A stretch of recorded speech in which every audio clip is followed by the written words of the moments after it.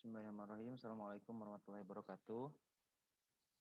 Pada video kali ini saya akan menjelaskan mengenai kesempatan kerja dan juga pengangguran.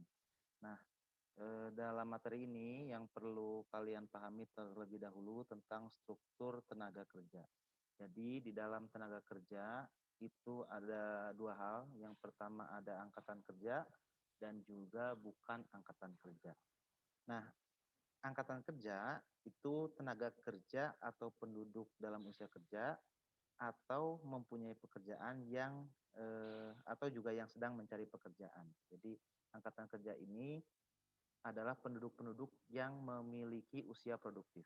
Nanti kita akan lebih pelajari mengenai penduduk yang memiliki usia produktif tersebut. Jadi pada saat umur berapa ke umur berapa. Kemudian yang kedua bukan angkatan kerja. Nah, kalau bukan angkatan kerja yaitu tenaga kerja atau penduduk dalam usia kerja yang tidak bekerja atau tidak mempunyai pekerjaan dan sedang tidak mencari pekerjaan. Ini orang-orang yang kegiatannya seperti pelajar, ibu-ibu rumah tangga begitu ya. Jadi walaupun dia masuk ke dalam usia produktif tetapi dia sedang tidak mencari pekerjaan karena tugas utamanya adalah bukan mencari pekerjaan. Seperti Anda sebagai mahasiswa walaupun masuk dalam usia produktif tetapi tetap bukan angkatan kerja. Nah, dalam angkatan kerja ini ada dua, ada pekerja dan juga ada pengangguran. Nah, pekerja ini orang yang mempunyai pekerjaan, yang mempunyai pekerjaan itu pada saat disensus atau disurvei memang sedang bekerja.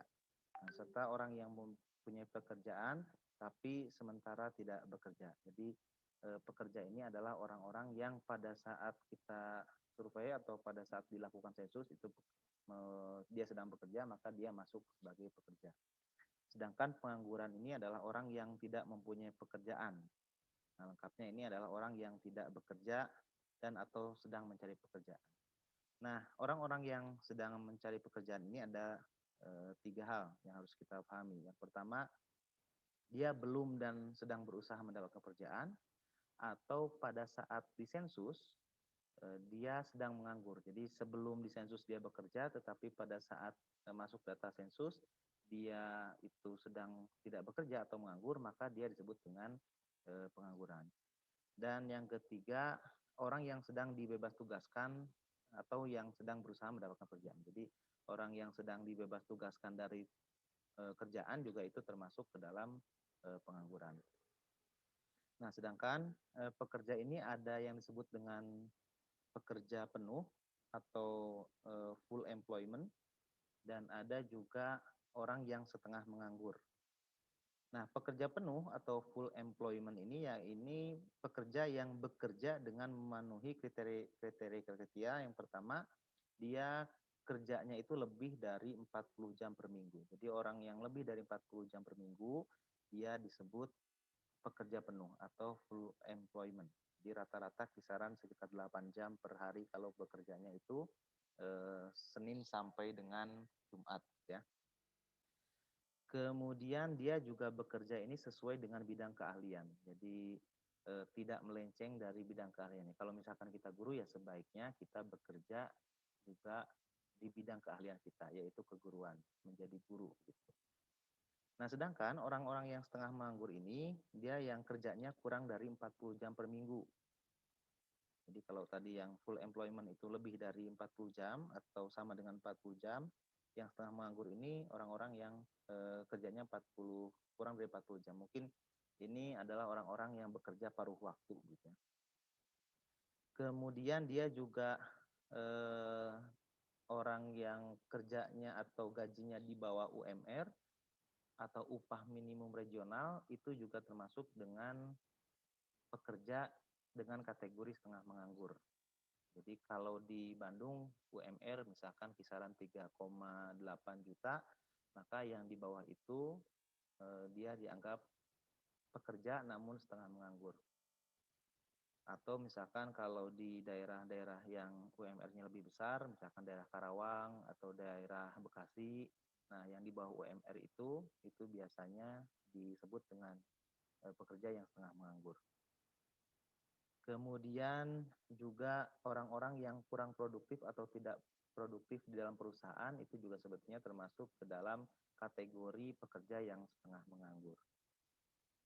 Nah, kemudian bagaimana hubungan penduduk dan angkatan kerja? Jadi, menurut ILO atau International Labour Organization, penduduk ini dikelompokkan ke dalam dua golongan. Yang pertama ada golongan produktif atau disebut dengan tenaga kerja yang tadi awal kita bahas. Yang kedua ada golongan non produktif atau di luar usia kerja. Nah, golongan produktif kalau menurut ILO itu berada pada rentang usia 15 sampai dengan 64 tahun. Jadi kalau usia di bawah 15 tahun itu termasuk ke dalam golongan yang non produktif.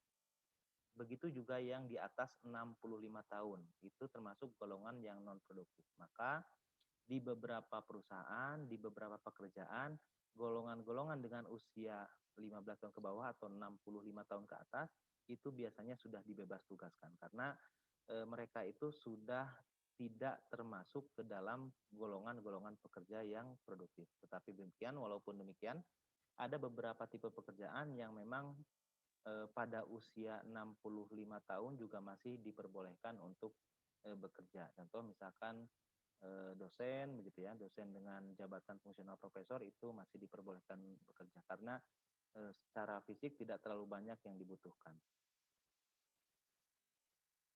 Nah, golongan produktif ini terdiri atas angkatan kerja dan bukan angkatan kerja. Di dalam golongan produktif juga tadi juga sudah disebutkan di awal, jadi ada angkatan kerja dan juga ada yang bukan angkatan kerja.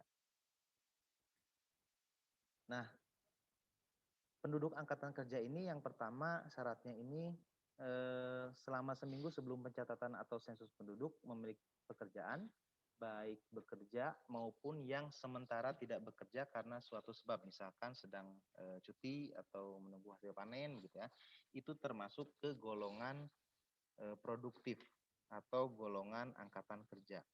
Yang kedua, tidak memiliki pekerjaan tetapi sedang mencari pekerjaan dan mengharap pendapatan pekerjaan itu juga termasuk ke dalam termasuk ke dalam angkatan kerja. Nah, kalau yang bukan angkatan kerja itu tadi yang dijelaskan di awal, misalkan mahasiswa, gitu ya, Anda sebagai mahasiswa, kemudian ibu rumah tangga itu termasuk ke dalam yang bukan angkatan kerja, walaupun dia termasuk ke dalam golongan produktif, yaitu berada pada kisaran usia 15 sampai 64 tahun. Nah, kemudian mengenai ketenaga kerjaan, jadi menurut Eko 2009, pada dasarnya ketenaga kerjaan dapat diklasifikasikan minimal ke dalam 3 macam. Yang pertama, tenaga kerja terdidik atau skill labor. Jadi tenaga kerja terdidik ini contohnya guru. Guru ini tenaga kerja yang terdidik begitu ya. Kemudian yang kedua, tenaga kerja terlatih. Nah, ini biasanya tenaga kerja yang memiliki keterampilan. Contoh misalkan tukang las. Nah, itu kan juga sebetulnya ada kursus tukang las khusus begitu ya. Bahkan gajinya mungkin lebih besar kalau misalkan di tempat-tempat tertentu. Misalkan kalau jenis pekerjaan yang resikonya lebih besar, biasanya gajinya juga semakin besar. Nah, ini contoh dari tenaga kerja terlatih. Kemudian ada tenaga kerja yang tidak terlatih atau unskilled labor. Nah, ini contohnya tukang gitu ya, tukang bangunan. Nah, itu juga termasuk ke dalam tenaga kerja tidak terlatih atau unskilled labor. Nah, kemudian kalau kita lihat dari dependensi rasio di dalam di dalam tenaga kerja, dependensi rasio ini adalah rasio dari jumlah penduduk yang non produktif dibandingkan dengan jumlah penduduk yang produktif. Jadi melihat perbandingan antara jumlah penduduk misalkan di Indonesia yang produktifnya ada berapa, yang non produktifnya ada berapa. Nah, ini disebut dengan perbandingan dependensi rasio atau rasio dependensi.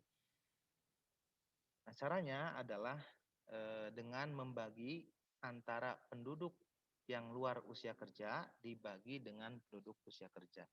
Nah, kalau Anda sering dengar artikel, dengar berita begitu ya tentang Indonesia Emas tahun 2045, nah ini sebetulnya berkaitan dengan dependensi rasio karena diprediksi pada tahun tersebut sekitar tahun 2035 sampai dengan 2045 Indonesia ini surplus penduduk usia produktif sehingga diharapkan kalau nanti pada tahun tersebut tingkat produktivitas di Indonesia ini akan sangat melejit atau sangat meningkat dikarenakan usia produktifnya jauh lebih banyak daripada usia-usia non produktif. Artinya di Indonesia ini banyak anak-anak mudanya begitu ya kalau tahun 2045. Nah, semakin tinggi tingkat dependensi rasio, semakin tinggi dependensi rasionya, semakin buruk tingkat beban yang ditanggung oleh setiap penduduk yang produktif. Jadi semakin besar dependensi rasionya bukan semakin bagus, artinya semakin jelek. Artinya bahwa satu orang yang di luar usia kerja ini harus ditanggung oleh beberapa orang, misalkan usia produktif, atau sebaliknya satu orang usia produktif ini harus menanggung beberapa orang yang di luar usia kerja. Ini semakin jelek gitu ya. Semakin kecil dependensi rasio maka semakin bagus. Nah, sedangkan dalam partisipasi angkatan kerja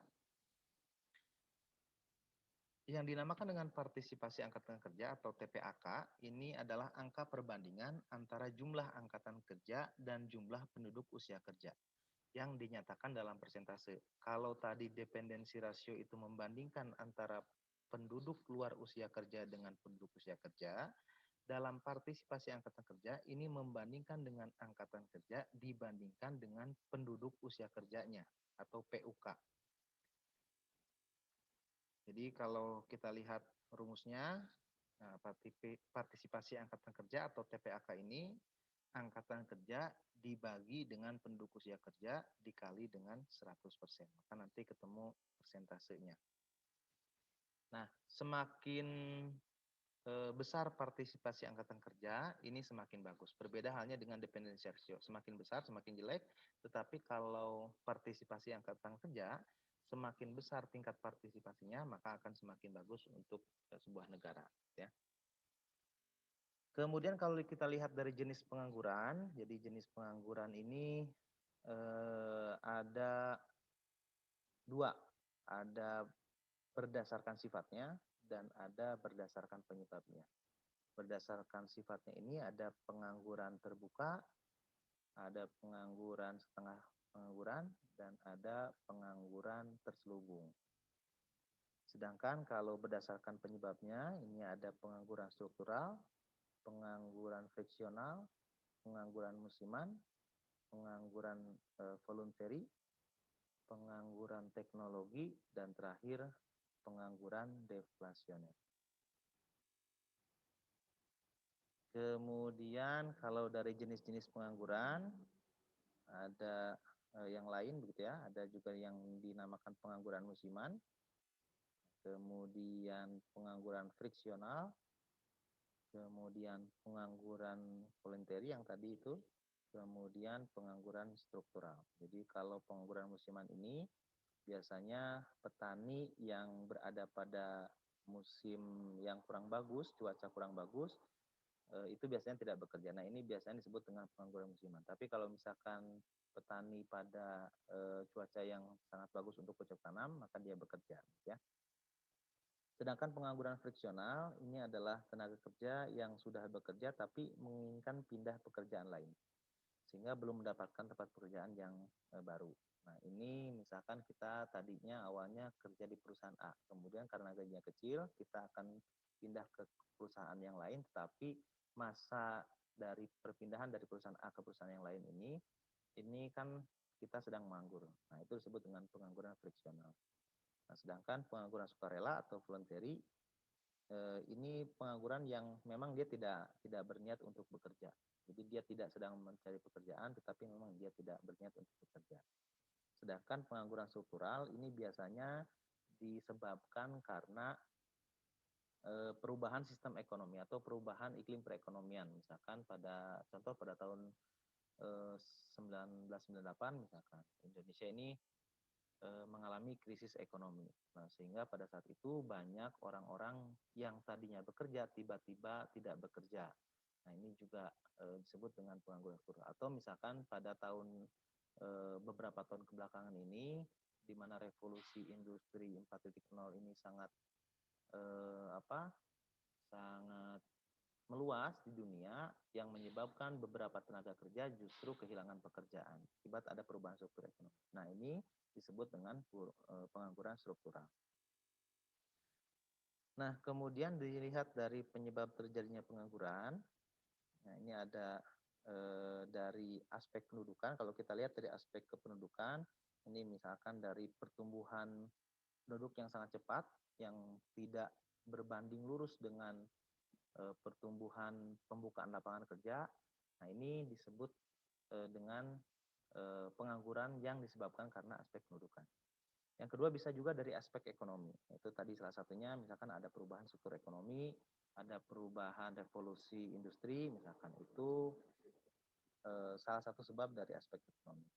Kemudian ada juga dari aspek pendidikan. Nah, ini biasanya ke kualitas sumber daya manusianya yang agak kurang baik gitu ya. Maka aspek terjadinya pengangguran ini bisa disebabkan dari aspek pendidikan. Nah, apa dampak pengangguran? Jadi kalau dilihat dari dampaknya, tentu yang pertama yang dihambat dari pengangguran ini pertumbuhan ekonomi pasti lebih melambat. Gitu ya. Semakin banyak yang menganggur, pertumbuhan ekonominya semakin lambat. Kenapa demikian? Karena orang-orang justru tidak memiliki penghasilan yang bisa dikeluarkan untuk memutar roda ekonomi. Sehingga pasti suatu negara kalau terlalu banyak pengangguran, perputaran uangnya juga semakin lambat, roda ekonominya juga semakin lambat, akhirnya pertumbuhan ekonomi sebuah negara ini semakin terhambat. Yang kedua, hilangnya mata pencaharian. Ini sudah pasti bahwa pengangguran ini menyebabkan hilang mata pencaharian, karena pengangguran ini tidak hanya dampaknya ke diri pribadi, tetapi dia berdampak juga ke aktivitas-aktivitas di luar dari pribadi. Misalkan karena dia menganggur, maka dia tidak bisa membeli, sehingga penjual tidak memiliki pendapatan lebih begitu, atau tidak memiliki pendapatan yang bisa meningkatkan laba mereka, sehingga semuanya menjadi terdampak. Kemudian juga ketidakstabilan atau keterampilan maupun kreativitas masyarakat yang menjadi berkurang. Nah, akibat dari banyak orang yang menganggur, keterampilan masyarakat juga bisa menjadi berkurang. Yang keempat adalah terjadinya ketidakstabilan sosial. Nah, ini bisa munculnya tindak-tindak kriminal begitu ya, akibat banyak orang-orang yang menganggur. Kemudian juga beban psikologis. Ini juga tentu sangat berdampak. Orang yang menganggur dan orang yang bekerja tentu beban psikologisnya lebih besar ke orang-orang yang tidak bekerja. Sehingga ini hal-hal tersebut sebetulnya masih banyak hal-hal yang dampak dari adanya pengangguran, tetapi ini secara garis besar ini adalah dampak-dampak yang terjadi kalau misalkan di suatu negara terlalu banyak orang-orang yang menganggur. Kemudian bagaimana cara mengatasinya? Jadi ada beberapa hal yang bisa menjadi opsi untuk mengatasi pengangguran. Yang pertama, perluasan kesempatan kerja melalui padat karya. Nah, ini juga yang mungkin sekarang sedang banyak digalakkan di Indonesia, yaitu tentang padat karya. Kalau kalian banyak mendengar berita, salah satu program Ridwan Kamil itu dulu ada One Village, One Product. Jadi satu desa, satu produk. Begitu. Ada juga program mengenai satu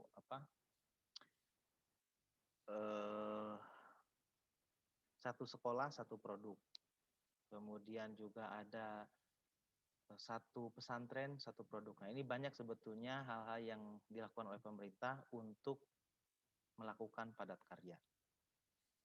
Kemudian yang kedua, proyek transmigrasi untuk pemerataan tenaga kerja. Nah, ini juga kalau dulu zaman-zaman Pak Soeharto menjadi presiden, banyak orang-orang Jawa itu dikirim ke luar Jawa, ke daerah Kalimantan, kemudian diberi lahan di sana agar menciptakan pemerataan pekerja gitu ya di luar Jawa. Nah, itu salah satu bentuk dari mengurangi pengangguran. Yang ketiga, peninjauan kembali aturan-aturan yang ada. Nah, ini salah satunya kemarin yang sempat ramai juga tentang Omnibus Law atau Undang-Undang Cipta Kerja.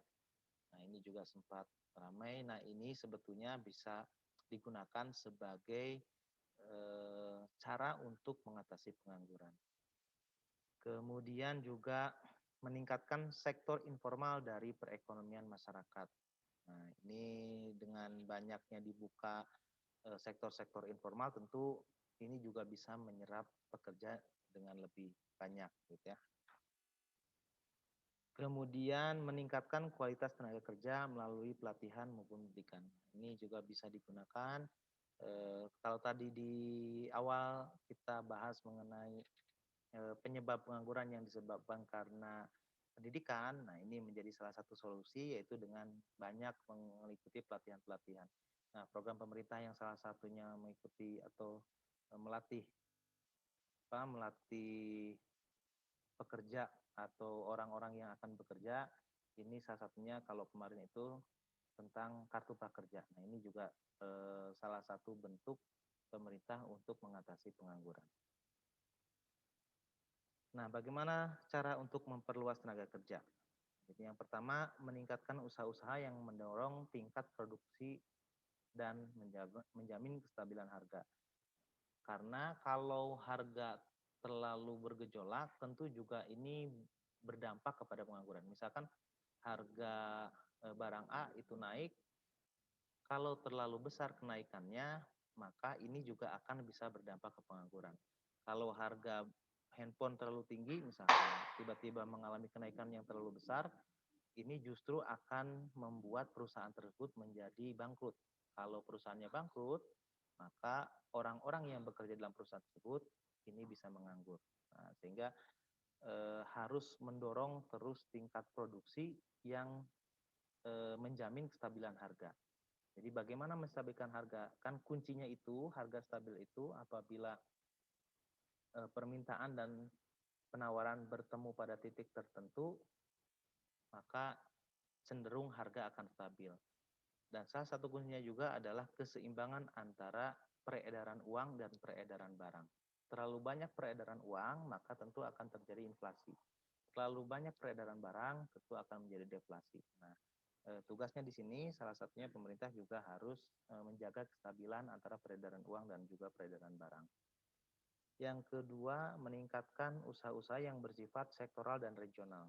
Nah, dengan adanya aliran dana desa yang beberapa tahun terakhir digelontorkan cukup besar kepada desa, nah ini menjadi salah satu solusi sebetulnya bagi pemerintah untuk meningkatkan usaha-usaha di sektor regional. Jadi kalau semakin banyak uang yang mengalir ke desa, tentu perputaran uang di desa juga semakin tinggi. Semakin tinggi perputaran uang di desa, tentu peluang-peluang untuk menciptakan usaha baru di regional itu juga semakin besar. Yang ketiga, meningkatkan usaha-usaha yang bersifat khusus, misal memberikan bantuan pembangunan untuk proyek pekerjaan umum, pembuatan bendungan, saluran air minum, jalan raya, proyeksi rehabilitasi dan sebagainya. Nah, ini juga kalau kita lihat di sektor pemerintahan sekarang, jadi kalaupun misalkan pemerintah itu mengadakan suatu pekerjaan, nah saat ini tidak bisa lagi pekerjaan itu dikerjakan sendiri oleh pemerintah. Harus menggandeng pihak ketiga. Nah, tujuannya apa? Tujuannya adalah untuk menciptakan sektor-sektor UMKM, sektor-sektor perusahaan baru yang mampu menyerap pekerja lebih banyak. Jadi kalau misalkan pemerintah berencana membuat jalan tol, maka pemerintah tidak bisa semerta-merta membuat jalan tol sendiri. Dia harus menggandeng pihak ketiga. Ya. Kemudian yang terakhir dengan peningkatan kualitas tenaga kerja. Ini tadi salah satunya dengan pelatihan-pelatihan. Kalau yang sekarang-sekarang ada pelatihan tentang prakerja, itu juga salah satu bentuk untuk memperluas kesempatan kerja. Nah, jadi bagaimana kemudian peran pemerintah dalam mengatasi masalah ketenagakerjaan? Jadi sebetulnya tentang ketenagakerjaan ini sudah diamanahkan dalam Undang-Undang Dasar, yaitu tiap-tiap warga negara berhak atas pekerjaan dan penghidupan yang layak bagi kemanusiaan. Ini diatur dalam pasal 27 ayat 2 Undang-Undang 1945. Dan juga undang-undang yang mengatur tenaga kerja ini ada Undang-Undang Kemenaker tahun 96, nomor 3 tahun 96, Kemenaker nomor 150 tahun 2000, Kemenaker nomor 8 tahun 2001, Kemenaker nomor 13 tahun 2003, dan banyak lagi. Yang terakhir kemarin yang sedang ramai itu tentang Undang-Undang Cipta Kerja. Nah, itu juga salah satu bentuk peran pemerintah dalam mengatasi masalah ketenagakerjaan. Baik, demikian materi yang bisa saya sampaikan untuk video kali ini. Terima kasih sekali lagi. Billahi taufiq wal hidayah. Assalamualaikum warahmatullahi wabarakatuh.